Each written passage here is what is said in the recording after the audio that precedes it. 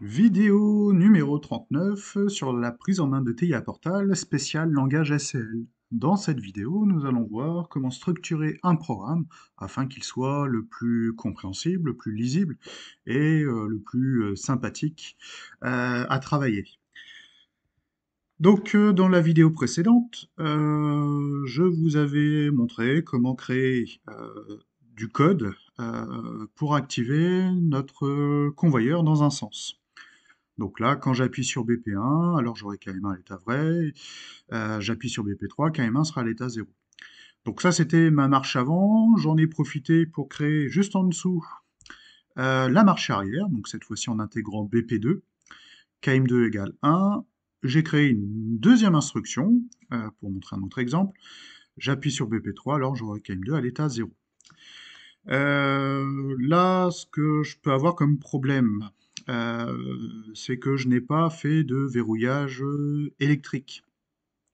Donc, c'est-à-dire que là, bah, si j'active BP1, j'aurai ma marche avant, et si j'active aussi BP2, j'aurai aussi ma marche arrière. Donc, je vais m'ajouter ici une sécurité, je vais ajouter l'opérateur end not, et je vais soit ajouter BP2, soit je vais ajouter KM2. Donc si j'ai BP1 et que je n'ai pas KM2, alors j'aurai KM1 à l'état vrai. Je vais faire la même chose pour le BP2. Si j'ai l'appui sur le bouton marche arrière et que je n'ai pas la marche avant qui est en cours, alors j'aurai la marche arrière.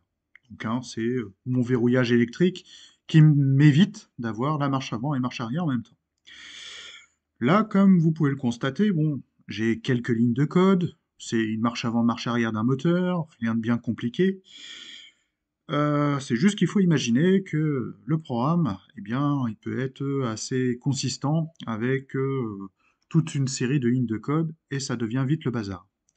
Et ben, pour éviter ceci, on va structurer notre programme, on va l'organiser, on va le ranger, on va l'étiqueter. Donc pour cela, je vais créer moi un espace ici à 1, à la colonne 1, la ligne 1. Vous allez pouvoir saisir les deux slash, et deux slash en série va symboliser pour notre programme une saisie de commentaire. Et là-dessus, je vais saisir marche arrière, marche avant, par exemple, marche avant du moteur.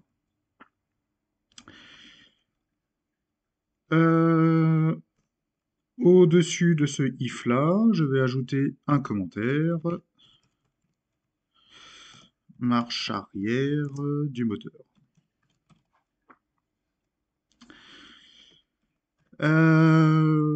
Ce que je peux aussi profiter, c'est que là, j'ai bien commenté ma marche avant moteur, ma marche arrière moteur. Donc déjà, si je recherche une info, c'est déjà un petit peu plus lisible.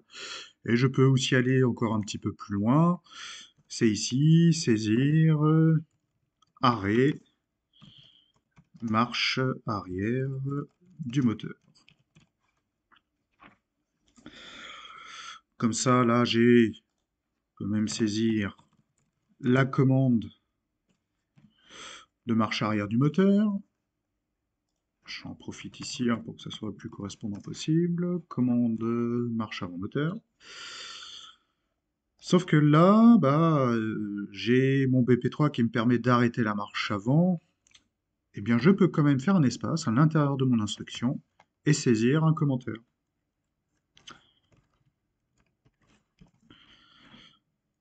Arrêt, marche avant du moteur. Donc le fait de symboliser ici les deux slash va me permettre de bien faire la différence entre une instruction, une ligne de code, une ligne d'instruction, et un commentaire. Euh, Par contre, petit problème, c'est que là, le node KM2, je ne sais pas à quoi il correspond, j'ai pas envie de rechercher plus loin dans le programme, donc je vais ajouter un commentaire. Bah, juste derrière KM2, je vais saisir mes deux slash, et si je dis que c'est le verrouillage électrique, qu'est-ce qui va se passer?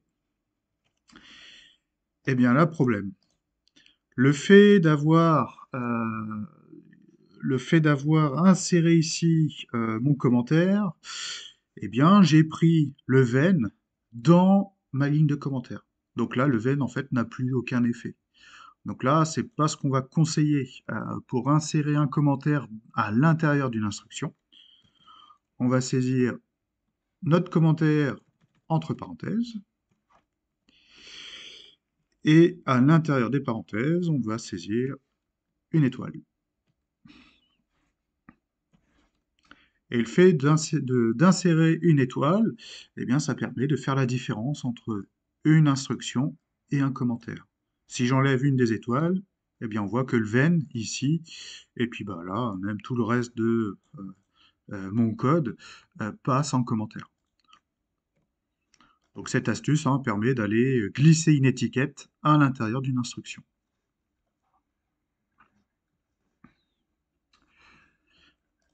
Autre chose, maintenant que j'ai saisi des commentaires, eh bien je vais pouvoir créer aussi des sous-parties à l'intérieur de mon code. Si vous avez regardé les vidéos précédentes, ou vous avez vu d'autres structures de programmes TIA Portal, ce qui est bien, c'est de structurer notre programme suivant des FC.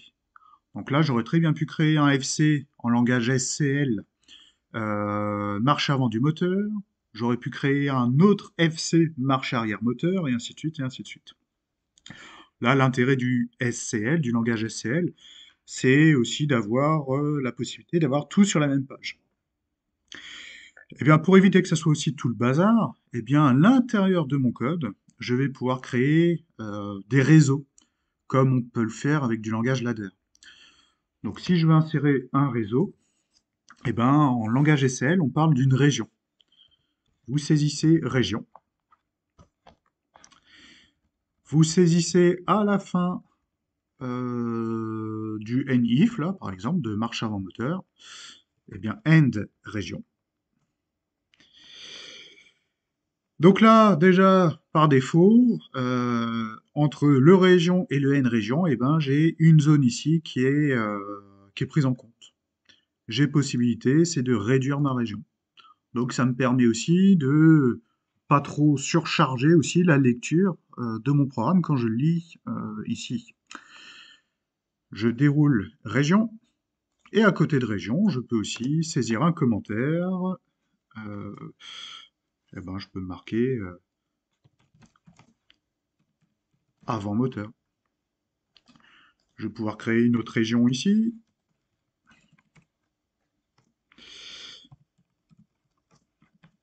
Arrière moteur.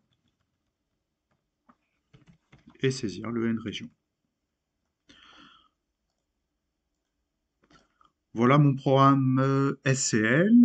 Une région pour la marche avant du moteur. Une région pour la marche arrière du moteur. Et des régions, bah, je peux en créer autant que possible. Je vais pouvoir créer une région, par exemple, temporisation, une région compteur, une région signalisation. Comme ça va éviter de trop surcharger mes lignes de code.